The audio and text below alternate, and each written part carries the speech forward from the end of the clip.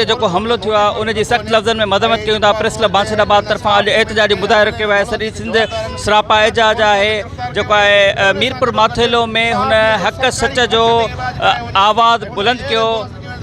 Corrupt भोतारनि खे ऐं जेके कामोरा आहिनि उन्हनि जी बदउनवानियुनि खे ज़ुल्म ख़िलाफ़ हुन हक़ सच जो आवाज़ बुलंद कयो, जंहिंजे सबबु हुन ते जेको आहे कातिलाणो हमलो थियो ऐं उनखे शदीद ज़ख़्मी कयो वियो आहे। अफ़सोस आहे सिंध हुकूमत ते हिन वक़्त ताईं जेको आहे हुनखे आगा खान हॉस्पिटल जे लाइ जेको आहे सो मुतालबो कयो वियो, उन ते बि न थियो अमल। ऐं वज़ीर आला सिंध ते अफ़सोस आहे जेको हिन वक़्त ताईं जेकॾहिं को ॿिए हंधि को वाक़ियो थिया त उन जे लाइ फ़ौरी मज़म्मत जो बयानु जारी करियां। हिन वक़्त ताईं जेको आहे सो वज़ीर इतला सिंध उन वटि न पहुतो आहे, वज़ीर आला सिंध उते न पहुतो आहे, IG सिंध जो को ख़ासि मुआवन उते न पहुतो आहे, जांच न थी आहे।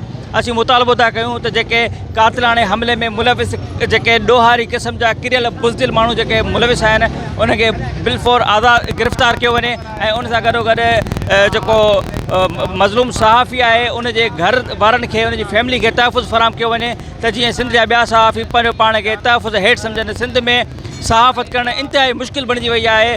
अहिड़ा वाक़िया जेकॾहिं थींदा त आवाम जो आवाज़ आख़िर केरु जेको आहे बालाए वारनि ताईं पहुचाईंदो। आख़िर में असां इहो मुतालबो कयूं था हुकूमत वक़्त खां सिंध जे वॾे वज़ीर सैद मुराद अली शाह खां IG सिंध खां त मामले जो नोटिस वठी करे शफ़ाफ़ इंक्वायरी करे असुल ॾोहारियुनि खे गिरफ़्तार कयो वञे, हिन जो इलाजु प्रॉपर तरीक़े सां करायो वञे।